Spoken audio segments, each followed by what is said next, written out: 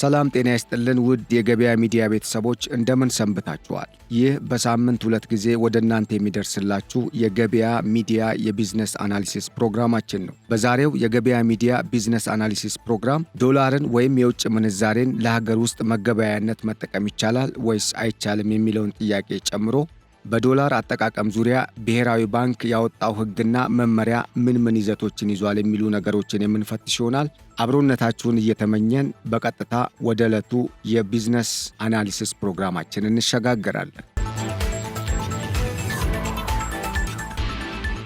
ከዶላር ምንዛሬና አጠቃቀም ጋር በተያያዘ ብዙውን ጊዜ የሚነሱ ጥያቄዎች በተገቢው መንገድ ምላሽ ሲያገኙ አይስተዋልም። በተለይም ተጠቃሚው ህብረተሰብ ስለ ዶላር አጠቃቀም ሕግና ክልከላዎች በቂ ግንዛቤ ባለመኖሩ የተለያዩ ክፍተቶች ሲስተዋሉ መመልከት አሁን ላይ እንግዳ ነገር አይደለም። በተለይም የብር የመግዛት መጠን እንዲቀንስና የሀገር ውስጥ ምርታማነትን በማሳደግ ኤክስፖርትን ከፍ ማድረግ ትኩረቱ ያደረገው አዲሱ የማክሮ ኢኮኖሚ ፖሊሲ ማሻሻያውን ተከትሎ ወደ ሀገር የመጡ አዳዲስ የፋይናንሻል አገልግሎቶች፣ የካፒታል ገበያ መጀመር፣ የነፃ ገበያ ሙሉ በሙሉ ተግባራዊ መሆንና ሌሎች ከዚህ ቀደም ያልተለመዱ አሰራሮች ወደ ኢኮኖሚው ስርዓት መቀላቀላቸው ኢትዮጵያውያንን ከመቼውም ጊዜ በላይ ስለ ዶላር ያላቸውን ግንዛቤ ትኩረታቸው እንዲጨምር ስለማድረጉ መረጃዎች ያሳያሉ። ለመሆኑ የዶላር አገልግሎት ተጠቃሚ ለመሆን የዶላር ባንክ ሂሳብ መክፈት ምንነትና በሀገር ውስጥ በዶላር የመገበያየት ፍቃድና ተግባራዊነቱን በሚመለከት በተጨባጭ በስራ ላይ ያለው ሕግና አተገባበሩ ምን ይመስላል? ውድ የገበያ ሚዲያ ቤተሰቦች፣ በዛሬው የቢዝነስ አናሊሲስ ቅኝታችን የትኩረት አቅጣጫችን የዶላር ባንክ ሂሳብ አከፋፈት፣ የቪዛና ማስተር ካርድ አጠቃቀምና በሀገር ውስጥ በዶላር መገበያየት የሚቻልባቸውን አግባቦች፣ የተለያዩ የዘርፉ ምሁራን የሰጧቸውን አስተያየቶችና የሕግ ማዕቀፎች ምን ይላሉ በሚል ባደረግነው የዳሰሳ ጥናት ያገኘነውን ተጨባጭ መረጃ መሰረት ያደረገ ጥንቅር አለን። አብራችሁን እንድትቆዩ እየጋበዝኩኝ አፍታ ወስጄ ወደ ዝርዝር አናሊሲስ መረጃው እሻገራለሁ። ሀገር አቀፍ የማክሮ ኢኮኖሚ ማሻሻያውን ተከትሎ የገንዘብ መግዛት አቅም ከዶላር አንጻር ያለው የመግዛት አቅም መቀነስ በገበያው የብር የመግዛት አቅምም ሆነ የዶላር ምንዛሬ ዋጋ በየዕለቱ በገበያው እንቅስቃሴ ላይ ተመርኩዞ የሚወሰን መሆኑ ከወትሮ በተለየ መልኩ በሀገራችን ለዶላር ያለው ፍላጎት በከፍተኛ ደረጃ እንዲጨምር ስለማድረጉ መረጃዎች ይጠቁማሉ። ታዲያ በዚህ አጋጣሚ በእጃቸው ዶላር የያዙም ሆኑ በዶላር ለመነገድ የሚፈልጉ ዜጎች ለመጠቀም የመፈለግ ሐሳብ እንጂ ሕጉና የፋይናንስ ስርዓቱ ስለሚዘረዝራቸው ጥቅል ሐሳቦች ወይም የዶላር አጠቃቀምና ሕጉን በሚመለከት አግባብነትንም ጨምሮ በስፋት የመረጃ እጥረት በመኖሩ ብዙ መስተጓጎልና ግራ መጋባቶች እንደሚስተዋሉ ነው መረጃዎች የሚያሳዩት። ለመሆኑ ኢትዮጵያ ውስጥ በውጭ ምንዛሬ መገበያየት ይቻላልን? የብሔራዊ ባንክ መመሪያስ ምን ይላል? ብሔራዊ ባንክ ባለፈው ዓመት ሐምሌ ወር ላይ ወይም 2016 ዓ.ም የውጭ ምንዛሬ ግብይት በነፃ ገበያ እንዲመራ ከወሰነ በኋላ አብሮ ይፋ በተደረገው መመሪያ መሰረት በውጭ ምንዛሬ ግብይት ላይ መጠነኛ የሆኑ አንዳንድ ማሻሻያዎችን ማድረጉን አስታውቋል። መመሪያውን መሰረት በማድረግም ከህብረተሰቡ በተለይም ከነጋዴውና ከዲያስፖራው በኩል ኢትዮጵያ ውስጥ በውጭ ምንዛሬ መገበያየት ወይም በዶላር መገበያየት ይቻል ይሆን የሚል ጥያቄ አሊያም ተያያዥ የሆኑ ሐሳቦች በስፋት ሲነሱ ይስተዋላል። በጉዳዩ ዙሪያ ማብራሪያ የሰጡት አንድ ስማቸው እንዲጠቀስ ያልፈለጉ የብሔራዊ ባንክ ባለሙያው ሲገልጹ ኢትዮጵያ ውስጥ ከተፈቀደላቸው ሰዎችና ተቋማት ውጪ በውጭ ምንዛሬ መገበያየት እንደማይቻል ነው የጠቆሙት። ይህም ማንኛውም ኢትዮጵያዊ ዜጋ በውጭ ምንዛሬ ወይም በዶላር መገበያየት እንደማይችል በሕጉ መደንገጉን መሰረት በማድረግ የሰጡት አስተያየት ነው። እንደ ባለሙያው ገለጻ በውጭ ምንዛሬ መገበያየት የሚችሉት የተፈቀደላቸው ግለሰቦችና ተቋማት ብቻ ሲሆኑ የብሔራዊ ባንክ መመሪያ በሚያዘው መሰረት ተፈጻሚ እንደሚሆንም ባለሙያው አመላክተዋል። ለአብነትም ዶላር ይዘው ከውጭ የሚመጡ ዲያስፖራዎች፣ ኢንቨስተሮች፣ ቱሪስቶችና የዲፕሎማቲክ ማህበረሰብ አባላት መሆናቸውን በመመሪያው መጠቀሱን የገለጹት ባለሙያው እንደነዚህ ያሉ ግለሰቦች ከውጭ እስከ 10,000 ዶላር ይዘው ወደ ሀገር መግባት የሚፈቀድላቸው መሆኑን በመጥቀስ ይዘውት የገቡትን ይህን ዶላር በጉምሩክ ካስመዘገቡ በኋላ ባስገቡት ዶላር መጠን ልክ በቀጥታ ለክፍያ ሊጠቀሙበት እንደሚችሉም ጠቁመዋል። ይህም እነዚህ ሰዎች በዶላር መገበያየት የሚችሉት አገልግሎታቸውን በውጭ ምንዛሬ እንዲሸጡ ወይም እንዲሰጡ ከተፈቀደላቸው ተቋማት ብቻ ጋር ውል በመፈጸም አሊያም ግብይት በማድረግ እንደሆነ ነው ባለሙያው የሚያስረዱት። ለምሳሌም ነጋዴዎችና አገልግሎት ሰጪዎች ማለትም ሆቴሎችና አስጎብኚዎች ግን ለሰጡት አገልግሎት በዶላር ክፍያ መቀበል እንዲችሉ ከኢትዮጵያ ብሔራዊ ባንክ አስቀድመው ፍቃድ ማግኘት እንዳለባቸው በሕጉ መደንገጉን ጠቁመዋል። ኢትዮጵያዊ ሆኖ ግን በዶላር ግብይት መፈጸም አይቻልም ሲሉ ባለሙያው የገለጹ ሲሆን የተፈቀደላቸው ተቋማትም ቢሆኑ በውጭ ምንዛሬ ለመገበያየት የሚያስችል ፍቃድ አስቀድመው ሊይዙ እንደሚገባቸው ነው የሚያስረዱት።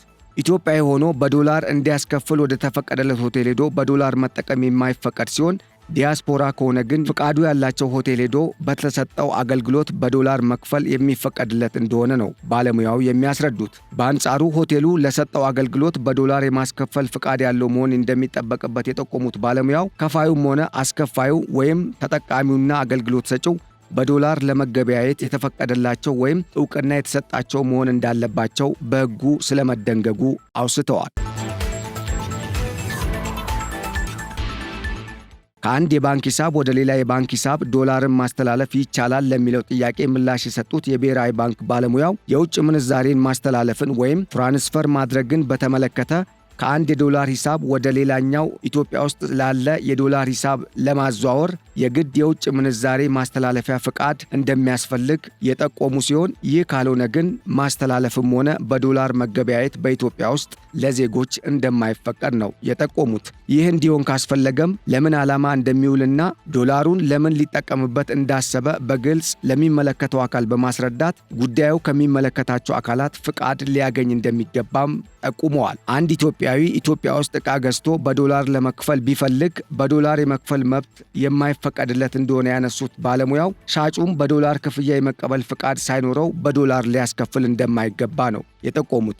ይህ ሳይሆን ሲቀር ግን በወንጀል ሊያስጠይቅ እንደሚችልም ነው አክለው የገለጹት። ነገር ግን የዶላር አካውንት ኖሮት ከውጭ አገር ዕቃ ቢገዛ ወይም ቢይዝ ለሱ በዶላር የመክፈል መብት ያለው ሲሆን በቀጥታ ለዕቃው ግዢ ወይም ዕቃውን ለገዛበት ሰው ማስተላለፍ እንደሚችል ወይም ፍቃድ እንደሚሰጠውም ነው ባለሙያው የሚያስረዱት። እንደዚህ አይነት ከውጭ የሚገዙ ዕቃዎችን ግዢ ለመፈጸምም በመጀመሪያ ግለሰቡ መረጃውን ለሚመለከተው አካል ወይም ለሚቀርበው ባንክ በማመልከት ባንኩ ያንን መረጃ አይቶ አሳማኝ ሆኖ ካገኘው ፍቃድ ሊሰጠው እንደሚገባ በመጥቀስ ይህ ሳይሆን ሲቀር ግን ዝም ብሎ ግብይት መፈጸም አሁንም በወንጀል ሊያስጠይቅ እንደሚችል ነው ሕጉን መሰረት በማድረግ ባለሙያው በሰጡት አስተያየት አጽንኦት ሰጥተው ሕዝቡ ሊገነዘብ እንደሚገባ መልእክታቸውን ያስተላለፉት።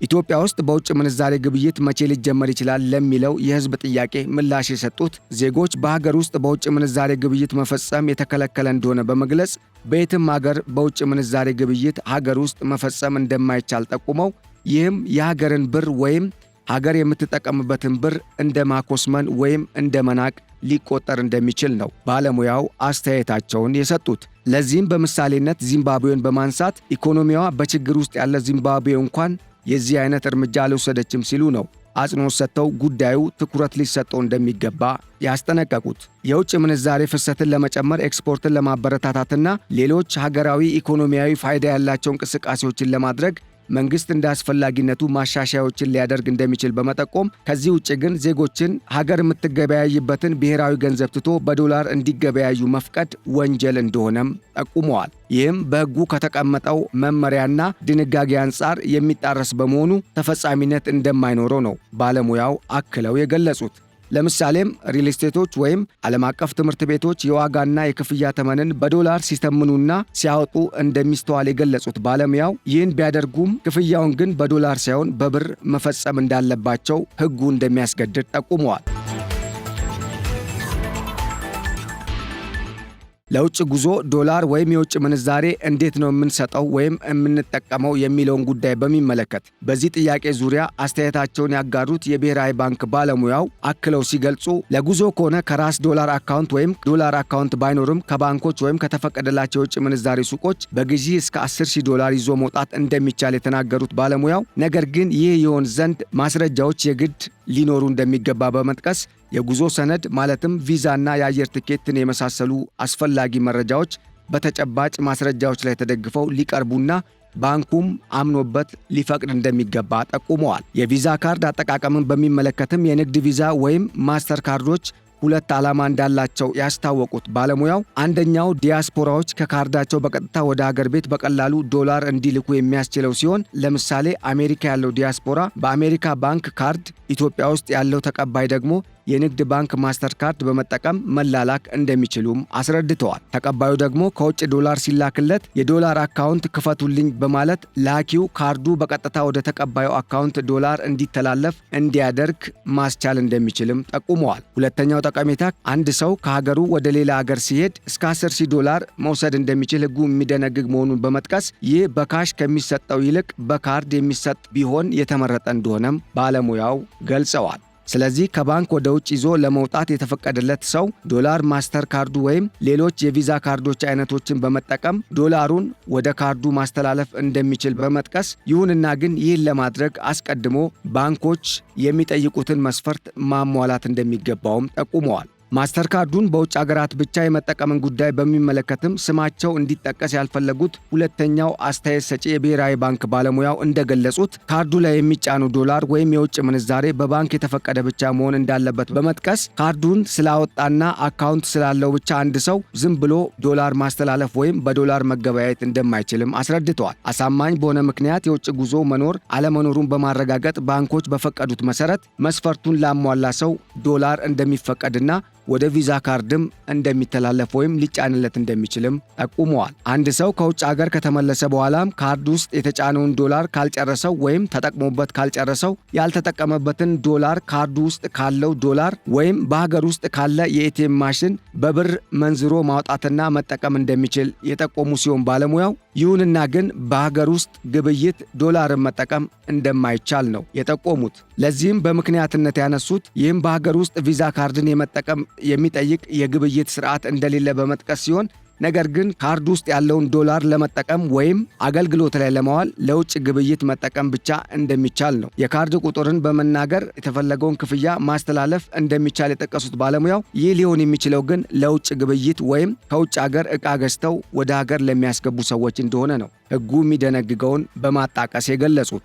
ከዶላር ውጪ በቪዛ ካርዶች ብር ማስጫን ይቻላል ለሚለው ጥያቄ ባለሙያው አስተያየት ሲሰጡ ቪዛ ካርዶች ብርም ሊጫንባቸው እንደሚችል በመጠቆም ንግድ ባንኮች ብር የሚጫንባቸውን ቪዛ ካርዶች እንደ ኤቲኤም መጠቀም እንዲችሉ አድርገው ለደንበኞቻቸው አስተላልፈው ሊሰጡ እንደሚችሉም ጠቁመዋል። ለምሳሌም አንዳንድ ባንኮች በቪዛ ካርድ ዶላሮችን ወደ ብር መንዝረው ሊጠቀሙ እንደሚችሉ የጠቆሙት ባለሙያው ቪዛ ካርዶች ዶላርን ቢይዙም በሀገር ውስጥ ግብይት ግን ወደ ገንዘብ ተቀይረው መጠቀም እንደሚገባ ነው አስተያየታቸውን የሰጡት። ነገር ግን እንደዚህ አይነት አገልግሎቶች እንደ ባንኮች አገልግሎትና የባንኩን መመሪያ መሰረት በማድረግ የሚከናወኑ እንደሆኑም ጠቁመዋል። በአጠቃላይ የዶላር ባንክ ሂሳብ ለመክፈት የዶላር ምንጭ መታወቅ ያለበት ሲሆን ከጥቁር ገበያ ለቃቅሞ ወይም ዶላርን ሰብስቦ ወደ አካውንት ወይም ወደ ቪዛ ካርድ በማስገባት ወደ ውጭ አገርም ሆነ አገር ውስጥ ለሚደረግ ማንኛውም ግብይት መጠቀም የማይፈቀድና በሕግ የሚያስጠይቅ ስለመሆኑ ባለሙያው አክለው ገልጸዋል።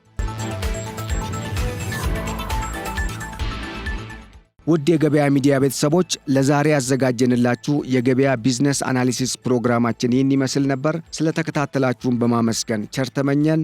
ሰላም።